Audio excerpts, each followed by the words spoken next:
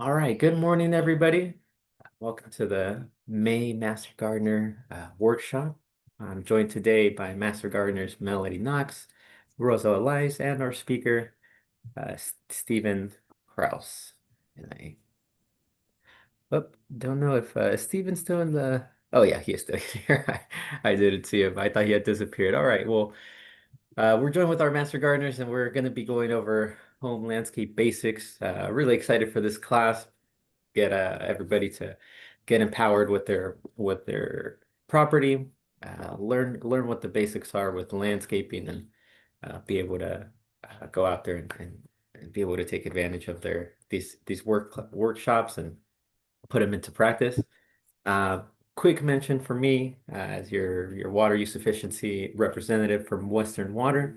If you're a Western Water customer, um, please feel free to call me at any time and I could definitely help you out with any of your water saving needs. My contact information is in the chat. Um, Got my phone number and my email there, and we have a lot of great rebates going on right now to help you save water. I have a lot of great programs, and please give me a call, email me, and I'm more than happy to help. So without further ado, I'm going to introduce Melody, who's going to give us some Master Gardener plugs, and she'll introduce our speaker. Well, hello, everybody, or I should say all you good people. And for your master gardeners, I always call them good people, but I'm not going to discriminate. And all you bad people out there too, thank you for coming. We welcome you today to this event.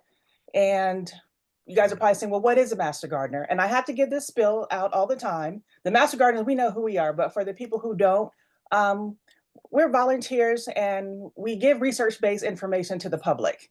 We educate the public on gardening and horticulture. And among that, we also talk about different things having to do with hardscaping, how to deal with a fire maybe coming close to your house, how you would set up your landscape for that, even irrigation. We talk about a whole lot of different things.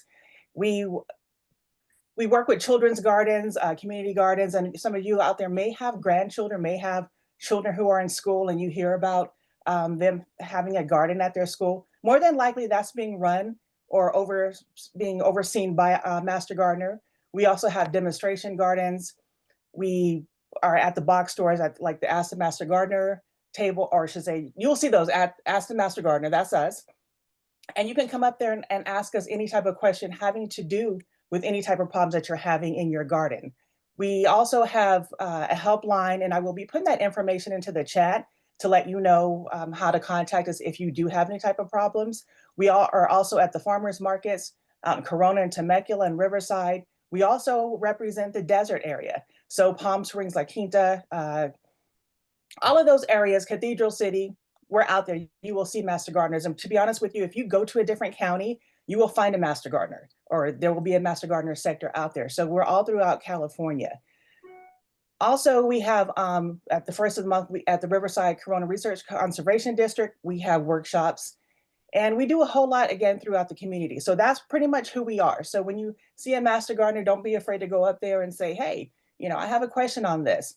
Also, I do have a couple of announcements. We're going to be having a fundraising event. And so for the master gardeners who are here and you need continuing education hours, this event's going to be on May 16th, Friday, from 9 to 12. And is open actually to the public. So some of you here who are not master gardeners, you are also welcome to come to the event. And what we're doing, we're raising money for our Master Gardener program in Riverside. But what the program does is that we're also able to give money to the different projects that we work on. So say, for example, school gardens, we're able to donate money to them. And also, if I'm correct here, and you'll find out more detail if you come on Friday, May 16th, you're able to donate to the program within the Riverside Master Gardeners that you want to donate to. So there could be maybe the WIC program or whatever it may be, but you have that choice to donate. So you don't have to donate anything if you come, but come on now, at least you could pay for the coffee and the donut that you're going to eat, right? So $5 could be a nice donation from everybody if that's all that you can do. And also for my master gardeners are here, and I'm going to go ahead and wrap this up. I know many of you were saying that you needed continuing education hours. Again, this event will give you 2 continuing education hours. We also have events that are here on Western Water that have been recorded previously.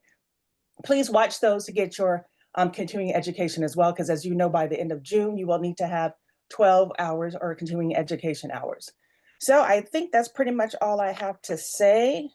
I don't know if Rosa wants me to say something else or if she wants to add something in because Rosa's our volunteer services coordinator. She keeps all of us master gardeners in line. Well, no, just good morning to everybody. And really excited to see this presentation. I think Stephen is going to do a wonderful job.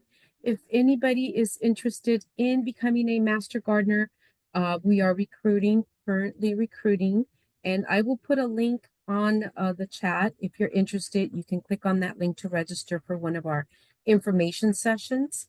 Of course, you could certainly give me a call or send me an email would be best. And I'll put my email in the chat and as well as the link to find out more about the program, the information session. Okay, and also, if you guys have any questions for Stephen, which I'm going to go ahead and get him on board really quick here, just please place your questions into the chat, and he will get to them at a certain point, or he may wait to answer them all at the end, depending on how relevant it is or how important it seems to be at that moment. But more than likely, he's probably going to answer your question through whatever questions you may have through the whole presentation. Is what I'm trying to say. He's probably going to cover your question, so don't freak out if you don't get an answer right away. And with that being said, Stephen, I'm going to go ahead and turn it over to you and let you get started. Well, thank you, Melody. And just so everybody knows, I am one of those desert master gardeners. So I'm in Palm Springs this morning. And we're going to talk about right plant, right place, and right water, right time. It's just a general conversation about how to choose the plants for your landscape. A little bit about me. There we go. So I am a certified landscape designer. I've been doing that for 14 years. I started up in Northern California, where I became a green gardener or a river-friendly gardener.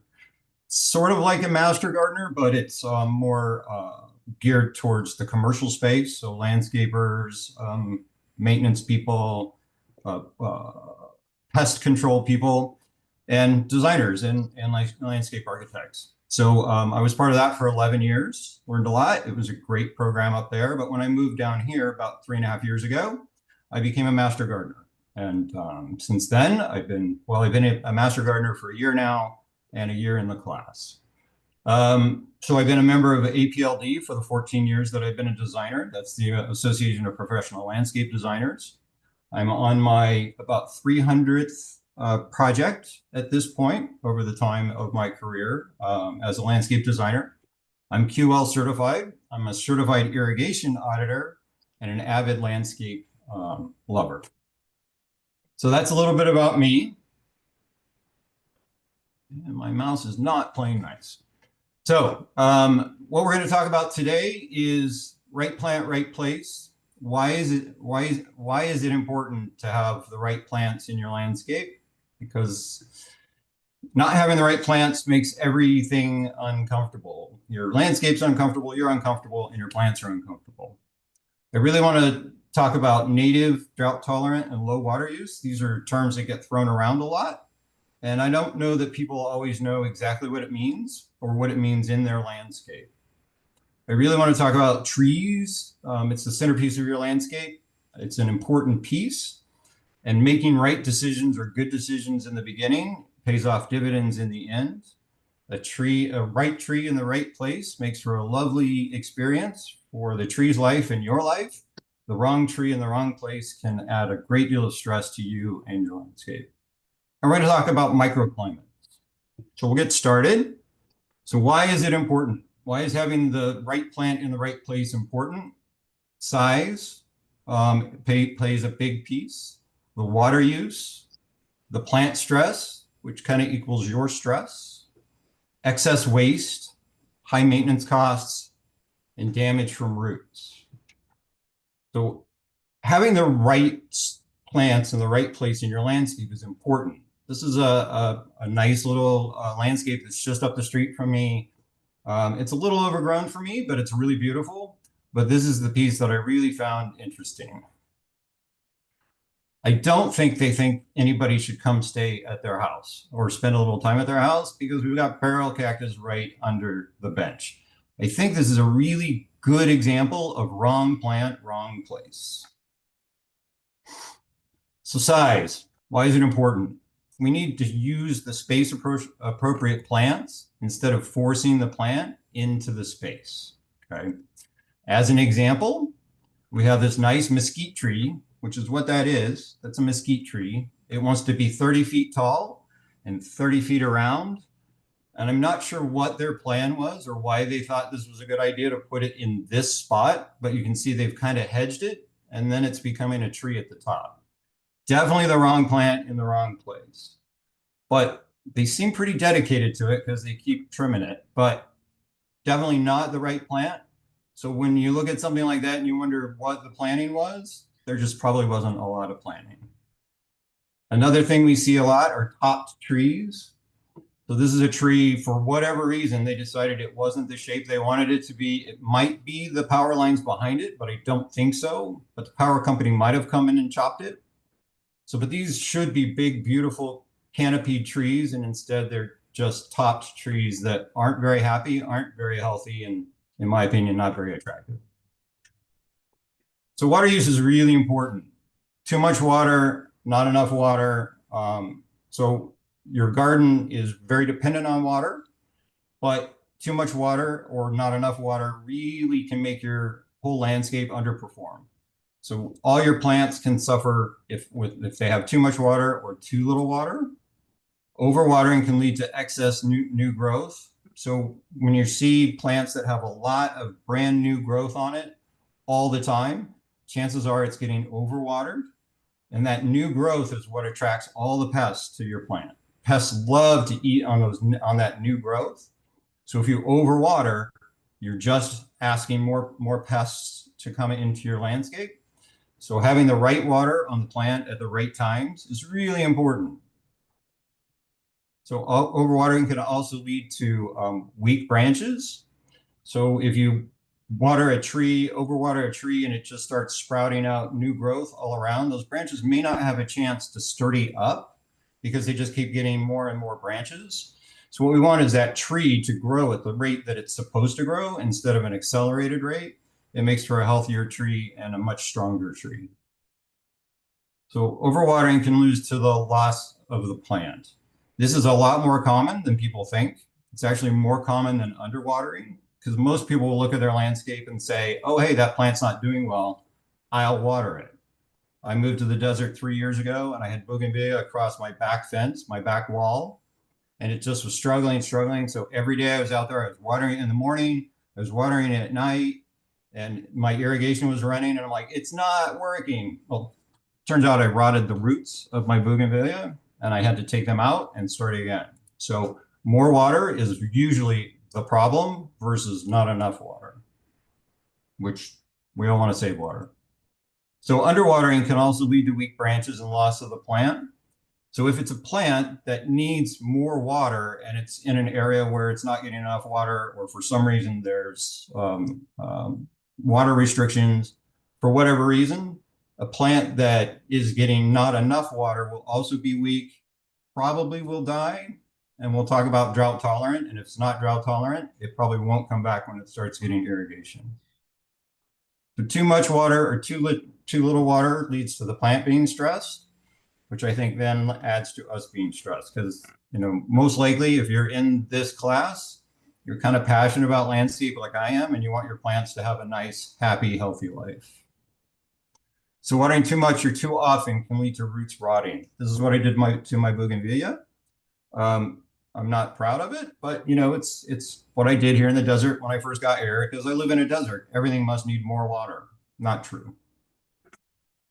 So maintenance cost and waste. Plants that are forced into a small space that need lots of trimming to keep them in the space. So this is a project that I'm working on. This is their nice bougainvillea hedge.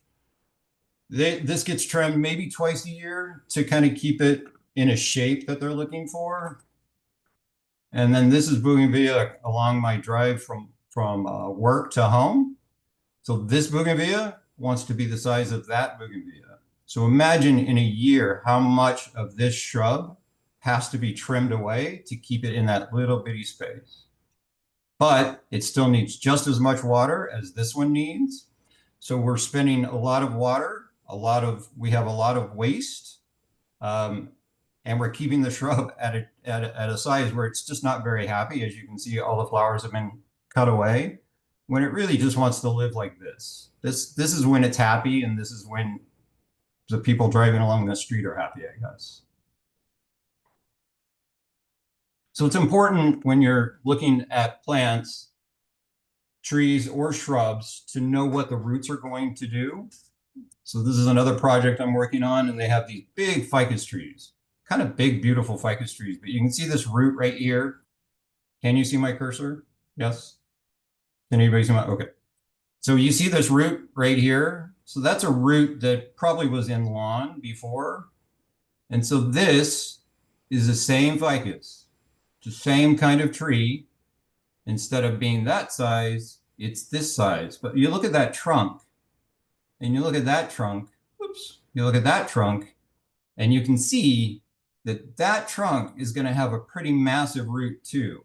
Now, this sidewalk had to be replaced not too long ago because that little shrub that should be that tree has been trimmed down, but it still has just the root system that that plant has, which is going under the patio, under the wall, and under their sidewalk.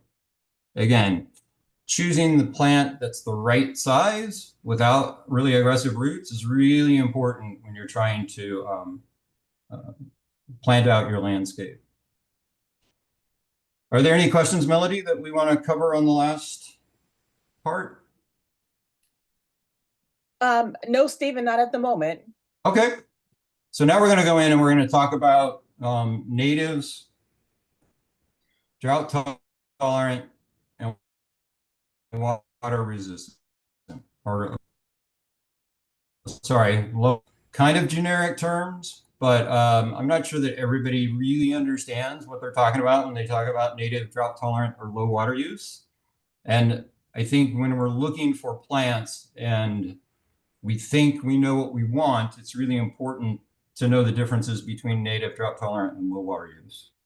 So a native plant is something that's been growing there indigenously, and it occurs naturally. It's evolved in that space, either in the region, the ecosystem, or the habitat, or the plants that were there before we were. Okay, so that's a native. Drought tolerant means that even if it goes through a prolonged dryness, when there's no rainfall or we have to do water rationing, at the end of that period and the water comes back, the plant is still going to survive. So the plant is going to, whatever it did during its little time to get through it, it's going to come back when the water returns. So if you think about the California native grasses that are golden during the dry season, and then they just spark green, beautiful green, once it starts raining again. So that's a drought tolerant plant, okay? So, and it's why we're called the Golden State, because our grasses go golden during the summer, and we have the big rolling hills. So all of this is beautiful golden hills, and then when it starts raining, it's going to be nice and green again. So that would be considered a drought tolerant plant. The low water use plant means, or sometimes called water wise, excuse me, I need some water, are those that require little or no supplemental irrigation once they get established. So these are plants that are considered significantly less watered than our benchmark, which is turf. Native plants are adapted to the climate, are beneficial to native animals, migrating birds, and insects, naturally propagate native plants. So if you plant natives, chances are they're going to spread their love around other landscapes or potentially reseed areas that may have been, the natives may have been taken off of. So by planting natives, you're actually helping the environment by potentially growing more natives in your area. One of the issues is that most landscapes are no longer native friendly. So natives that have evolved in your area and suddenly they're getting a lot of extra irrigation or they're getting fertilized, those things don't happen in nature. So they may not actually do the things you want them to do in your garden. So my suggestion is if you'd like to have natives in your garden, take a portion of your garden and turn it into a native garden. Try and put native soil back in that space, water it the way that nature would water it, and treat it like a natural area in your space, in that area, instead of doing what we do, irrigate and fertilize and maintain. Just let it be a native garden, but just take a section of your landscape and just call that your native garden, and then explore with all the different native plants you can grow in your area.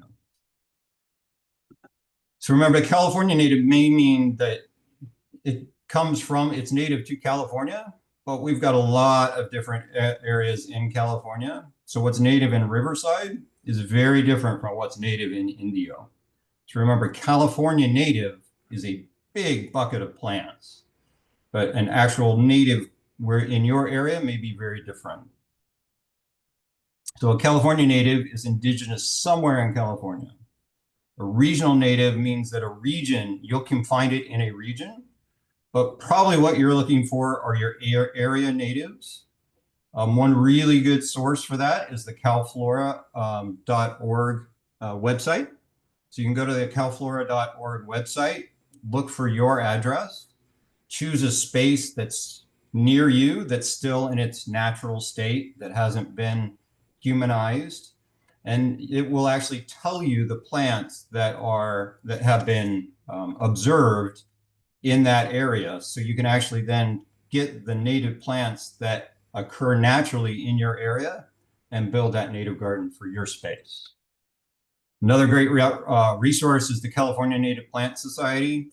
It lists plants, it gives you resources, it talks about how to take care of your plants, it tells you which plants are good for the fauna around your area. So it's also a really good resource to figure out what kind of native plants you might want to look at in your area. So drought tolerant. Drought tolerant means that the plant can go dormant, or however it's going to get through the space of no water. But when the water returns, it comes back and grows again. It may not be attractive in your landscape during drought. So that's sometimes one of the reasons people don't want to plant native gardens. I think native gardens are beautiful. Just know they're not always going to be that lush green New England style garden during a period of drought, but most of your landscape won't be. And chances are the natives are going to come back. So natives may not work the way you want them to or expect them to if they get regular irrigation. So just know that natives really want to be treated the way they are in nature. And if we coddle them and nurture them, they may not actually like it that much. So just remember that natives are native for a reason, and they've evolved in that space. So just treat them like they would in nature, like they'd be treated in nature. So low water use, plants that need little or no supplemental irrigation once established. So there can also be very low water use. So that's determined by the water needed compared to turf in your area. So a low water use plant is 10 to 30% of the irrigation or water use that turf would take in your area. And a very low water use plant is less than 10%. There's 10% or less of the water needed to grow turf in your area. Okay. So when we think about plants, turf is the highest use water for any plant we can plant.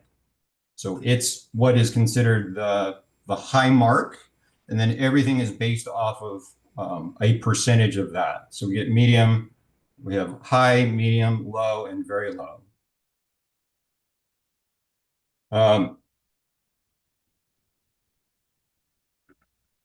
So all low water use plants and even very low water use plants will need irrigation while getting established. So that establishment period can be 1 season, it might be 2 seasons. But what you want to start doing is weaning it off of water and then see how it flourishes. Chances are when you start lowering the water, it's going to get even happier. So when we think about native, drought tolerant, and low water use and how they work together, so a California native may not be drought tolerant or low water use, right? So just because it's a California native, it may not be the water use that you're thinking or drought tolerant. So a redwood is a California native, but it's not drought tolerant or low water use, right? So you will not find redwoods naturally in any area that goes dry for extended periods of time. Okay. So they also need a lot of water. Redwoods are one of the heaviest water use trees that we can plant in California. And so I was in Sacramento for a long time, and there's tons of redwoods planted in Sacramento, and they just suck the water out of the ground and pretty much take the water from anything around them. So they're very high water use, and definitely not drought tolerant. So, but a low water use plant may not be drought tolerant. So just because it's low water use doesn't mean it's not going to want water at some point. So lavender is a good example of this. So lavender takes very little water to keep it alive, but if it goes for an extended period of time without water, it will not come back, okay? Unless it's had a chance to seed, which is possible, but the plant you've planted will not come back if it has gone, if it's died, it didn't go dormant, it died, right? So lavender will not come back when the water comes back, but it is a low water use plant. So, but a drought tolerant plant may be a California native and is usually low water use, okay? Because California has a lot of very dry seasons. So an example of a plant in California that is both drought tolerant and a low water use plant is the toyon, which is native to many, many, many different parts of California. They would grow amazingly in Riverside and around Riverside. They don't grow here in the valley, which is unfortunate because it's one of my favorite trees in California. So the places you can figure this all out, the best resource that I found for low water use, very low water use, medium, and for your area is on the WUCOL's website. So it's the Water Use Classification Landscape Species. It's done by UC Davis, and it lists so many plants. I promise you will find whatever you want to know. So the website's there on the screen. And so this is a search. When you go into the WUCOL site, you can put it where you live and then what you're looking for, very low, low, moderate, high. You can even leave that all off and then search by plant. You can search by California native. So there's lots of search parameters you can put in there. So if you're looking for a specific area of your yard and you know it's a very low water use hydrozone, we'll talk about hydrozones later, then you can search for very low water use in your area and it will tell you what you can use. So if you kind of look across here, it's going to tell you what the plant is, what the water use is, and then the kind. And it will also tell you when it is a California native. So if you're looking for a very low water use plant that's a shrub and a California native, there we go. So this is a search for Riverside. So if I put in Riverside, very low, and then I'm looking for California natives, it gives me a really nice listing of California natives. So I could say I'm looking for shrubs, and then it will give me a whole list of shrubs that are California native, low or very low water use. Okay. It's a great resource. I use this all the time. Another resource that I use a lot, I used it in Northern California, I continue to use it here, is the UC Davis Arboretum. So they have what they call their All-Stars. This is a pamphlet you can get, but it also has a searchable database online. So in this pamphlet, it gives you lots of information. So talk about the plant. It shows you the picture. So this is under shrubs. Then it gives you the zones, the size it's going to be, when it blooms, what sun exposure it wants, how to prune it, the water needs, and then water instructions. And I think this is really interesting. Water deeply once or twice a month. how often are we doing that with our plants, right? So our irrigation runs daily or 3 times a week or whatever it is. So for this particular plant, once or twice a month is all it needs to survive and probably thrive. And I just find it interesting when we really look at what a plant needs as far as water. It's usually a lot less than what we think it needs. So it also has a searchable database. So if you just go to the website, much like the WUCOLs, but it's a little flashier. So you can put in the common name, the Latin name, California native, what type, what size, the color you're looking for. And then there's about 10 more choices below that. So you can go to the Arboretum. And so let me go back actually. So right here, so the UC Davis, this is run by UC Davis, but they have plant testing all over the state. So it's not just Northern California. So it's all over the state. So when you look at, so when you look at the CONI, which is the location, so this is the conifer garden where they're growing this, and that's where they do their testing. But it's good in all of these zones, these sunset zones. So in this STOR means it's done in the Ruth Risden Storer Garden. So that means that this is being grown there, and that's where they're doing all their testing on that particular plant. So this is all based on the plants being grown in the environment here in California. So we know that it works here, what it takes to thrive here. It's a really good resource. You can actually just go on and order this pamphlet and they'll send it to you for free, or you can use the online search. Of course, there's tons of local resources, your water districts especially. They all have plant recommendations, landscaping guides. So I listed them, most of the ones that we kind of touch on in the Riverside County Master Gardener Program. Desert Water Agency here, but also the California Department of Water Resources. If you haven't checked their resource page for landscaping plants, they have whole designs you can pull from. It has a ton of information. I strongly recommend you take a look at it. And again, they'll look at low water use, very low water use, natives. They cover a lot of information, and it's more regional for your actual area. Keep in mind that our areas are very diverse, even when we talk about Riverside County. Any questions, Melody? No questions as of yet. And I'm going to put this out here really quick. You guys have an expert here. He's very knowledgeable. Do not let him slip away without asking him a question, because he's hard to catch. He's hard to keep up with. So if you have any type of question, please put it into the chat. Okay, so moving on from there. So we're going to talk about trees.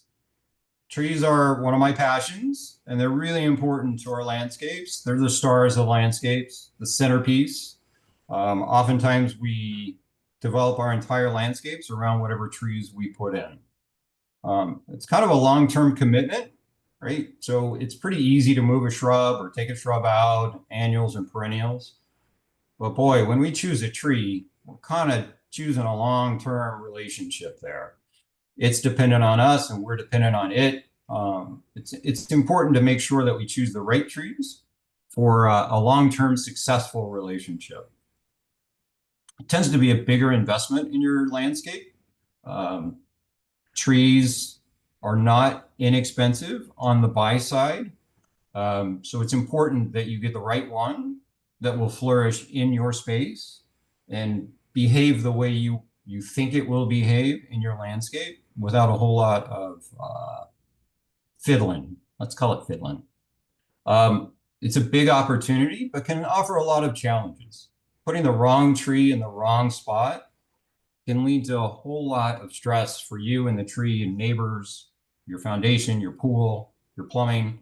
It can affect a lot of things. And when you buy this little 5-gallon tree at the nursery or the landscape department at one of our big box stores, it looks cute and it looks cuddly and it's nice and sweet.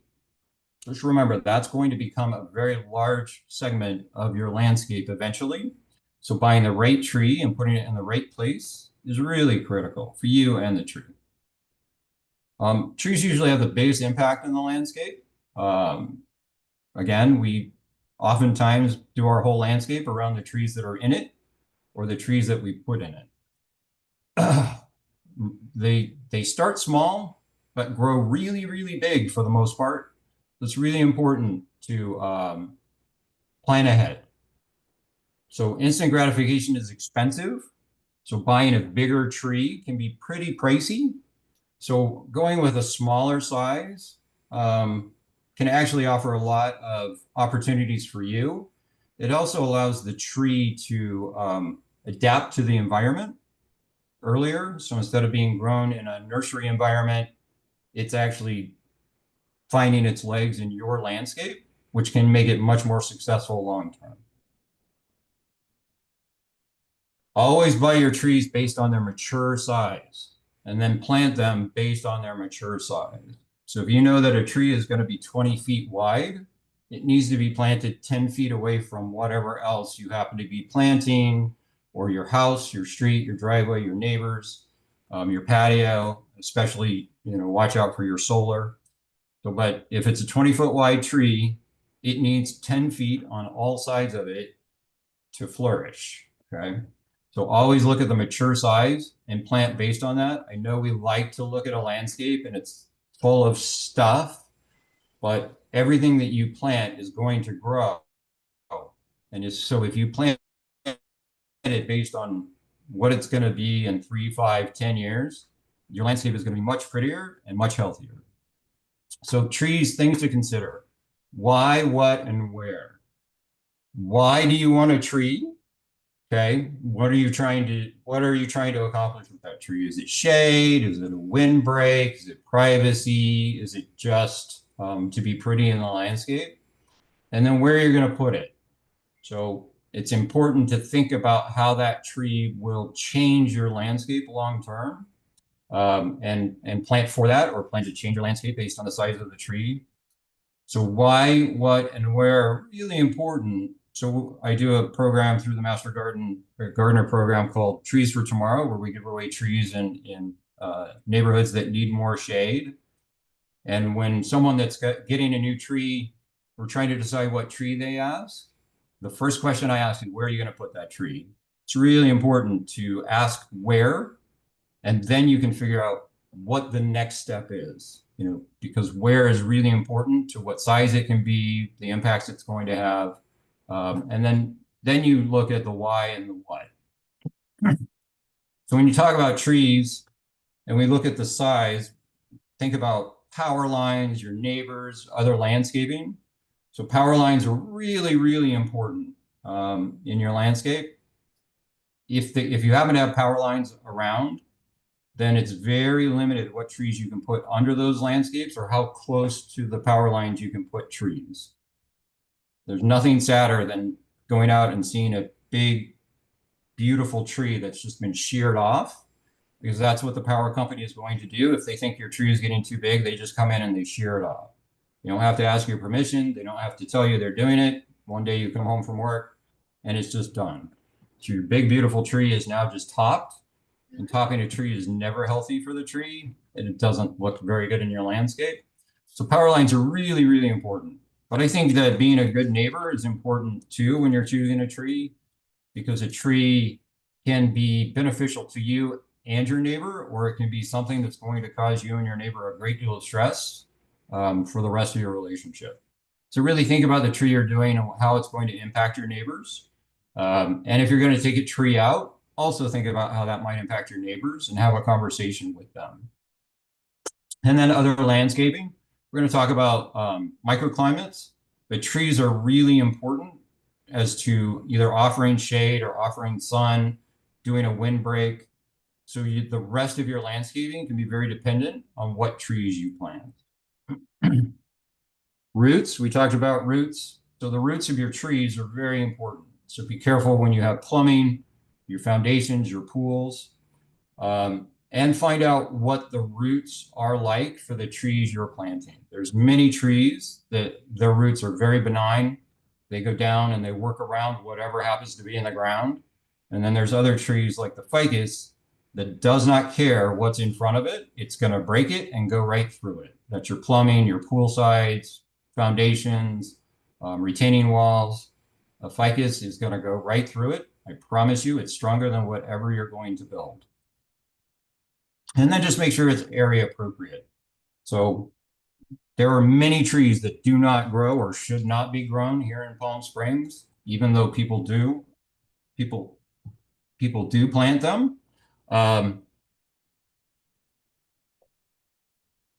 So just check your the sunset zones, and we're going to talk a little bit more about that. As far as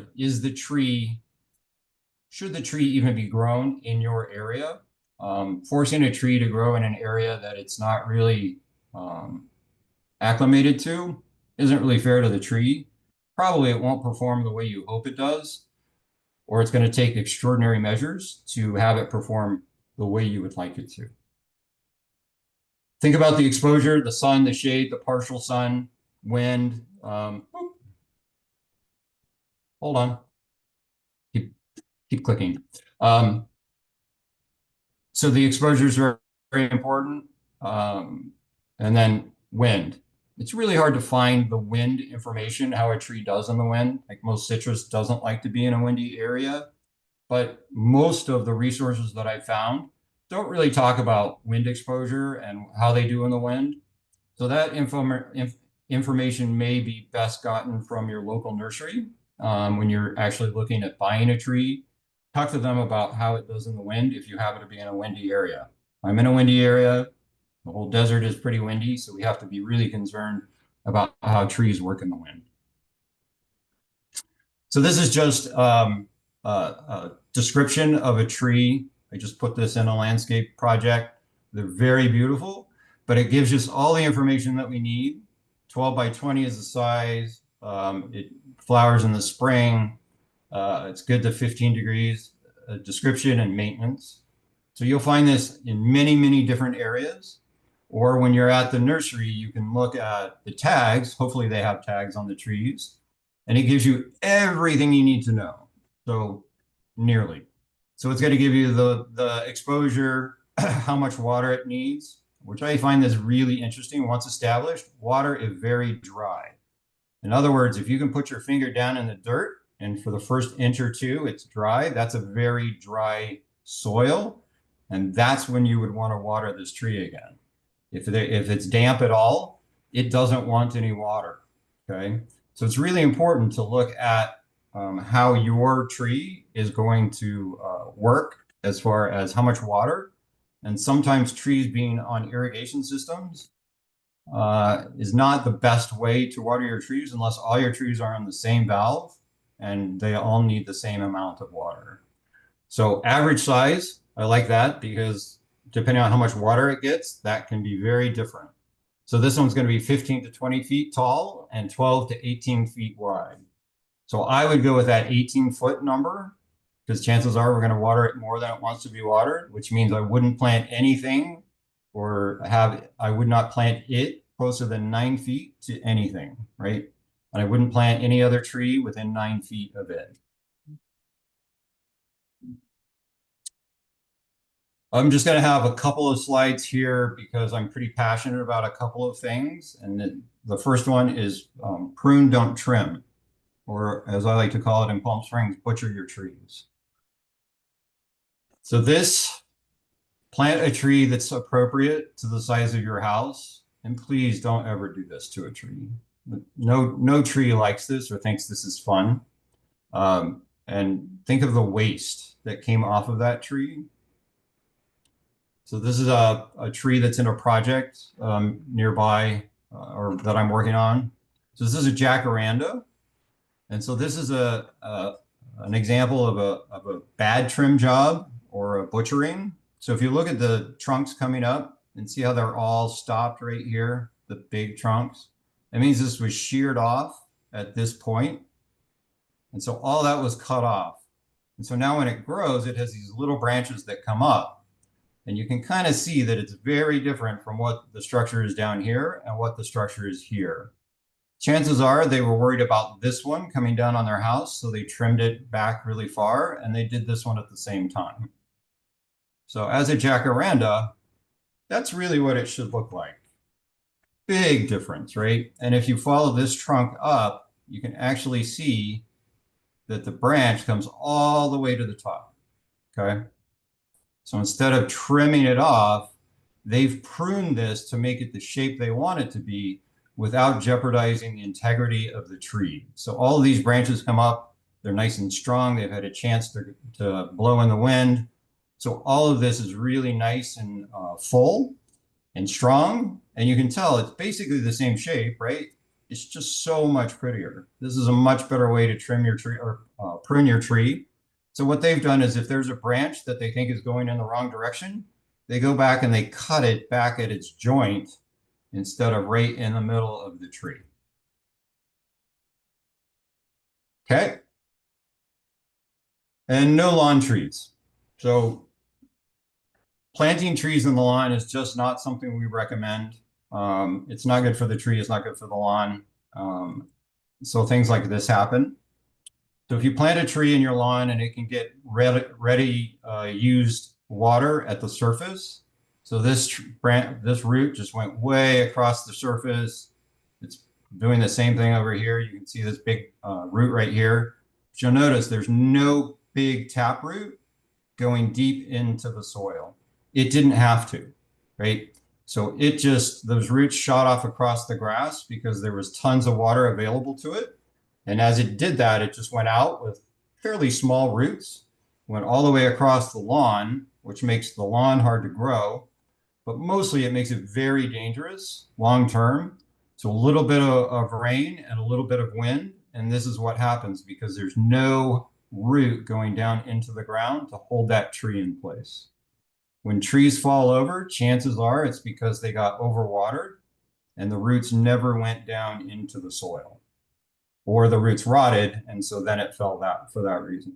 So no lawn trees, please.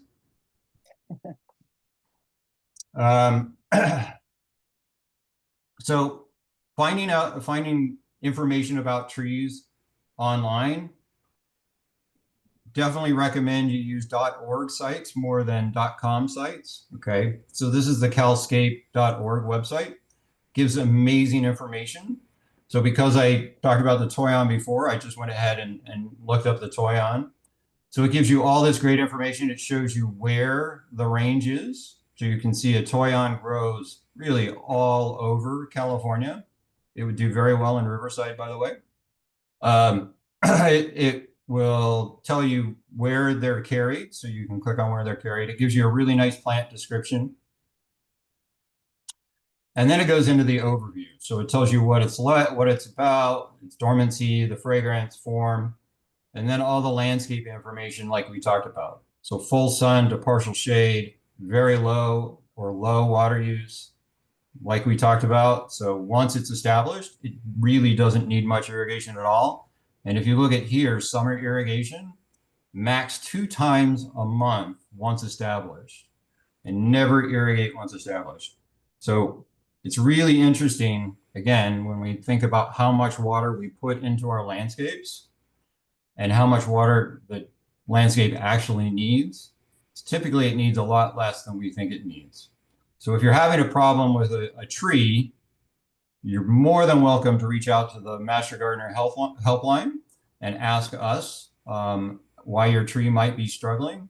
But you can also go to like the calscape.org website and just see if maybe you're overwatering it, okay? So there's lots of resources out there. Gives you maintenance, and then it talks about the sunset zones. And we're gonna talk a little bit more about that. So it tells you what zones it works in, and you can see that that's a lot of zones. There's 24 sunset zones, and it pretty much covers most of the zones. Not here in Palm Springs in zone 13. Let's see. So it also gives you companion plants. So it talks about the plants that you can plant along with it, which are going to be equal or pretty close to the same water use, the same maintenance type schedules. So when you plant the toy on and you put in the companion plants, it's meant to be pretty maintenance free. If you plant the plants in the right place and give it the water that it expects or prefers, it should be pretty low maintenance.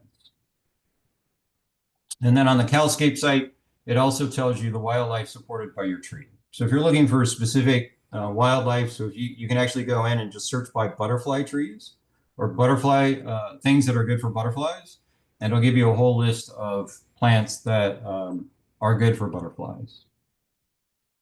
So the planting zone, Sunset and UCA&R have 24 zones.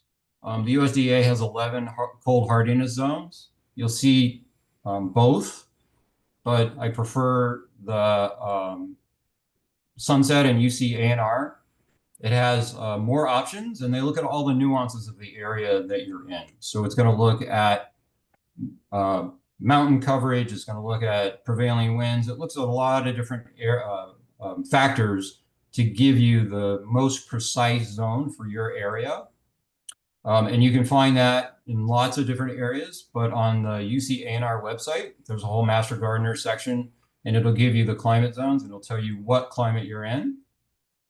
For instance, this is the LA area. There's 10 zones in the LA area. So Riverside County is kind of in here, and Riverside, the Western Water District is in this area, mostly 18, Sunset Zone 18, but a little bit of 18, 19, 20, and 21 is kind of your whole area over there on the west side.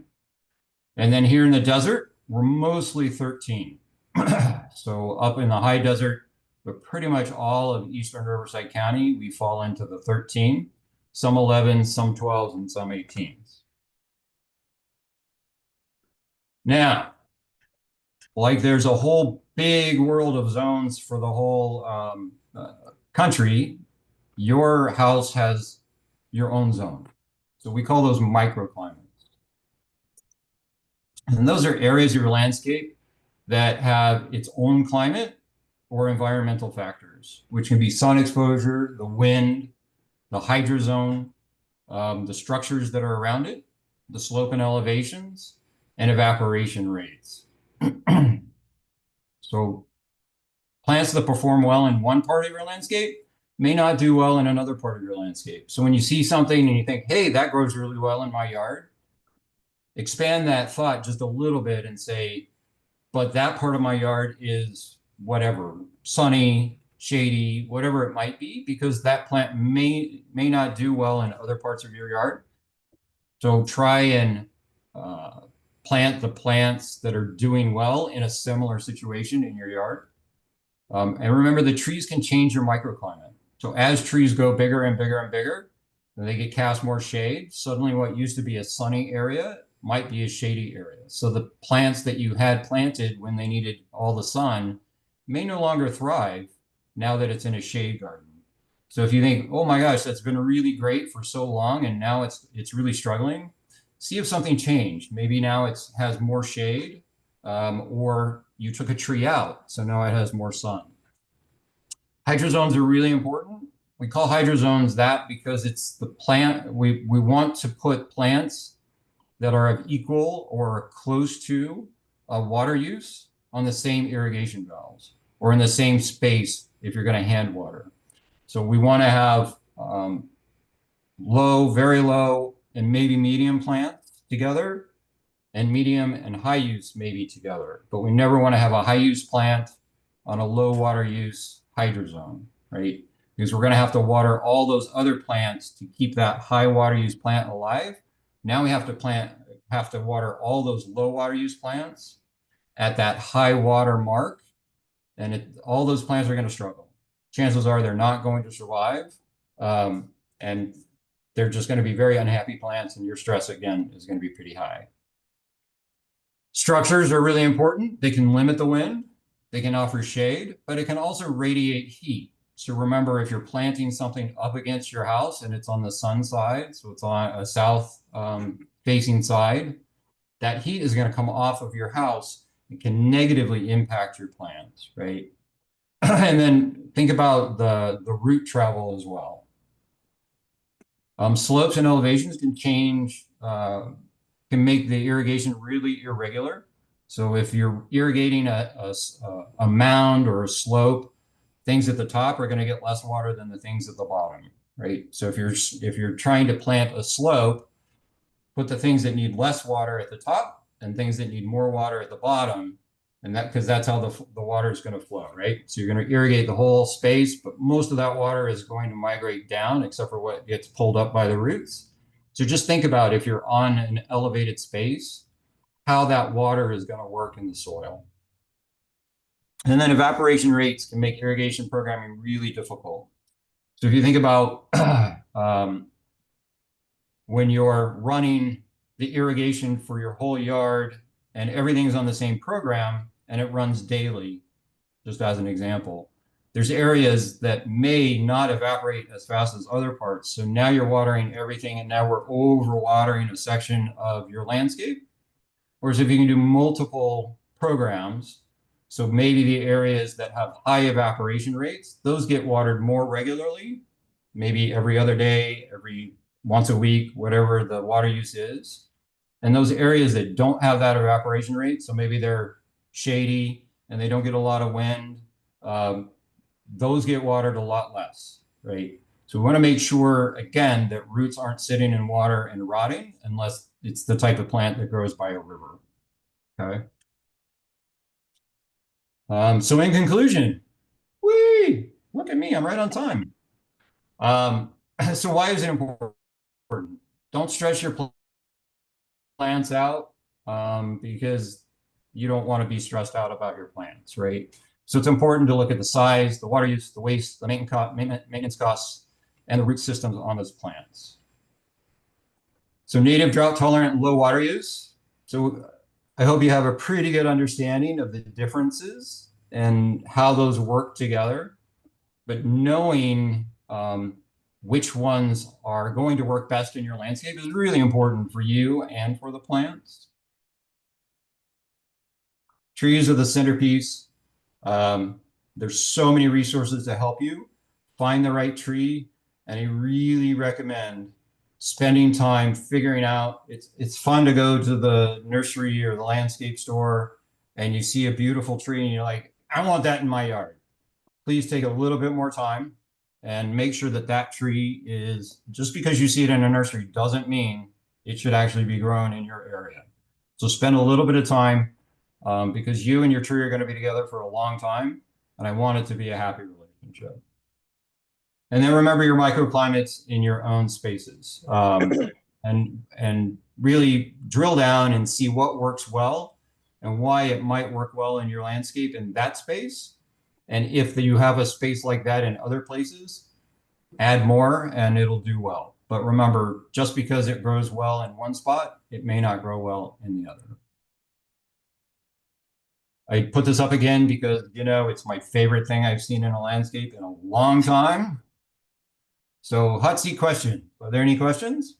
Yes, you have some questions and comments in here. So Okay. first off, from Shelley Westerby, she says, Stephen, please comment on adapting old sprinklers cheaply to drip.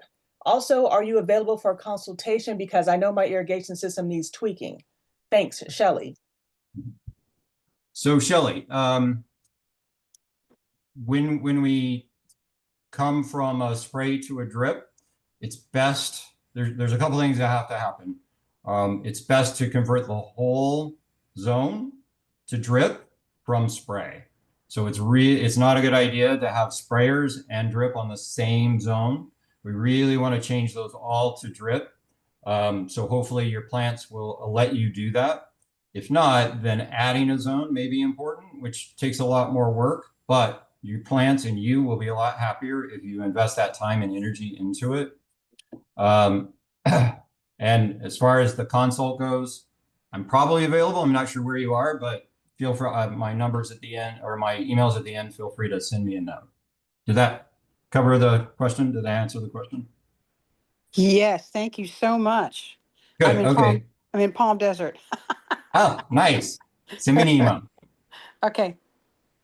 Okay, so the next question is from DR, and gave her some resources to look at, but maybe if you can just maybe give her a basic plant. But she said she removed a hill of junipers. She said she needs something that's low water, extremely low maintenance, low height, shrub and riverside. Any ideas? So I did refer her to Cal Flora and Calscape, but I know it might be something off the top of your head that you could recommend to her. Um, Send me an email, and maybe if you can shoot a quick picture of the space, I can actually give you a couple of either resources or ideas, and I'm happy to do that just offline. So go ahead, and my email's up there. Shoot me an email, and if you can send me a little description of what you're looking for and a couple of pictures, that'd be great. Okay, it's going down to the same question that comes down to the consultation. We need to put a fee schedule up here for you. But from Sherry Asbury, she says, I have the same question as Shelly. I need a consultation to determine if things need to be removed from my yard. So Okay. I'm going to tell you probably what he would tell you. Go ahead and shoot him an email. His email address is down there and he'll get back to you. A comment here from one of our master gardeners, David Lati.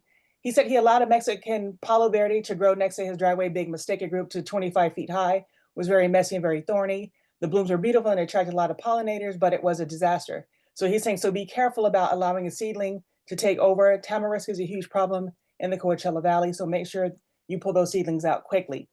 So I don't know if you want to piggyback on any of what he said, Stephen. I see it.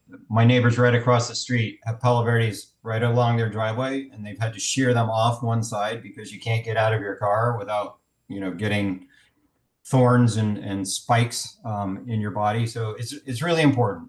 Right plant, right place, right tree, really, really important. Know what the tree is going to do long term. Okay, so another one, this is from Dee Kongsley. She says, I see lemon and grapefruit trees planted in small entryways in our HOA neighborhood. She said, well, those roots eventually invade plumbing. So citrus usually has pretty benign root systems.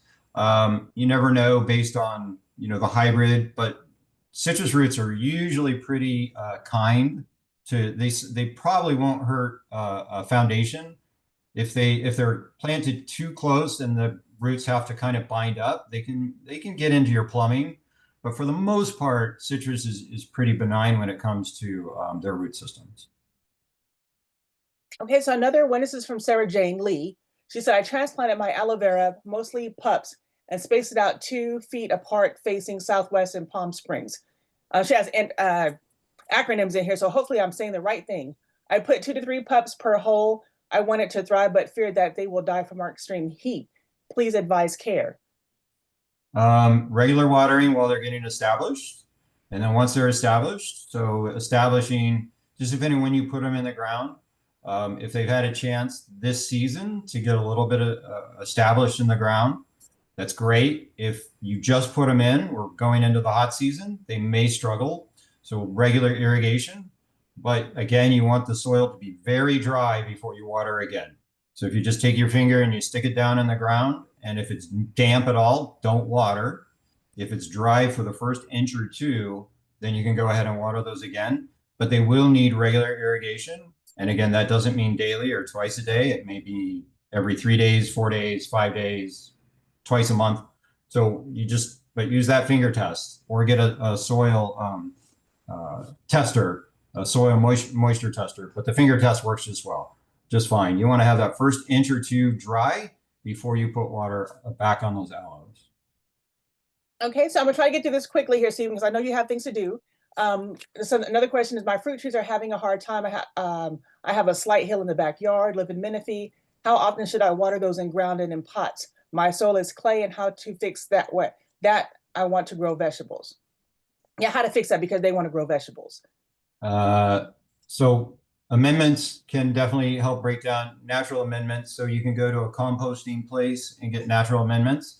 And so if you put those amendments on the soil and just let them go in, it's going to break down the clay. But I would highly recommend doing that a couple of seasons before you start putting vegetables in the ground. And please, please, please, please, please don't just go in and take all that soil out. There's lots of really good amoebas growing in that soil, and we want to leave those in there. But go ahead and just amend it with compost on the top, water it, keep watering it. Now, if you want to water that more often, please do, because we want those amendments to go down and start breaking down the clay. and then you can start growing your vegetables. Your fruit trees, depending on what they are, most fruit trees would like to have a nice deep watering, but not very often. So again, we want that soil to get nice and dry in between deep waterings. Here in the valley, in the desert, I would water my citrus every 2 weeks, but I would put the drip hose on it for about 20 or 30 minutes and just have a drip coming out, and then just let it permeate that whole soil. So every 10 minutes, you move it to a different part of the base. And that's the best way to do a fruit tree, most fruit trees, especially citrus. So just depending on what kind of citrus tree is, go to that Calscape website and see how much water your tree really wants. And then really base it on that. So, and if they're growing on a slope, they're probably going to struggle a little bit. I would actually water above them and let that water come down in the soil. So anything you're watering on the bottom is all going to kind of flow away. So if you think about gravity, I would do most of my irrigation above the root ball. So up the hill from the root ball. Okay, one more question here. The crown of our honey mesquite is beautiful, but it is leaning slightly. So please advise. I guess I want to know, why is it leaning? Yeah. So has it always leaned, or has it started leaning? Yeah, so Sarah Jane, are you there? Yes, I am here. It's been leaning. But has it always been leaning, or is it starting to lean now? Uh, we had stakes before, and then when it was established, we removed it. But I think the crown is getting heavier. So I don't know if also we have a drip system that goes for 8 minutes twice a day. There's only one drip line that we use. So I don't know if we are supposed to cut off the drip or turn it off, or Turn off your drip system on that tree. okay.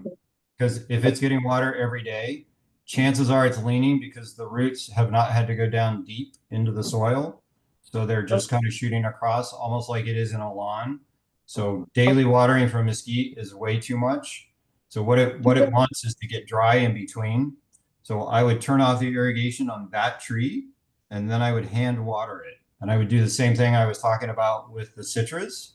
I would just Okay. put the hose out there and let it drip, and then make sure that the dirt is completely dry before you do that again. So for your mesquite, it may be once a month it needs water, certainly not daily. So, and hopefully it's going to be okay. But if it's been getting daily water, your roots may have had a chance to rot down in there a little bit. So I don't know that I wouldn't go ahead and, so if is it pretty big? The trunk? The trunk, not really. Okay. So About I might 10. go ahead and get stakes again, get a little bit bigger stakes, put them a little bit further out, Okay. and let those roots reestablish. Because there's Okay. a chance that the roots just didn't get down deep. And I don't want your tree to be compromised, and I don't want it to fall on you. Oh yeah. So I would probably restake it again. And again, you can reach out to the helpline if you want to, but you can send me an email with pictures, and I might be able to give you a little bit more info. Okay. Thank you, and I appreciate that. Yeah, you're welcome. All right, Stephen, there's plenty of wonderful comments in here, or compliments regarding your presentation. Hey. Very well loved by everybody. What an excellent job you did, as you always do. And so this my spiel to everyone, please take Stephen's email down so that way you can email him directly if you have any other comments or you want to talk to him about a consultation.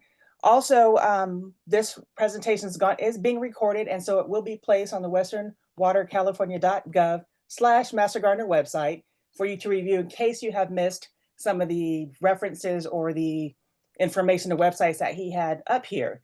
And also, I'm going to tell some of the people who are here who are not familiar with the website or what it is that we do with the wells and the Master Gardeners.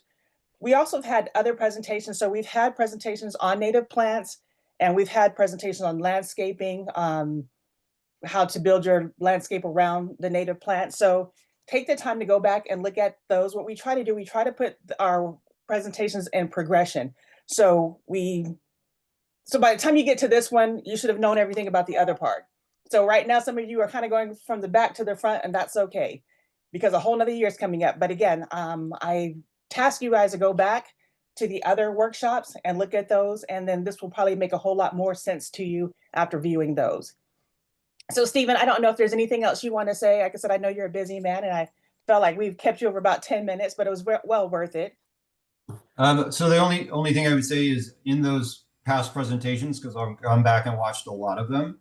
So for your irrigation questions, there's some really good information on converting irrigation or making sure you're using the right irrigation at the right times for the right plants. So there's really good information in those past presentations on irrigation, programming, planning, converting from spray to drip, all that kind of stuff.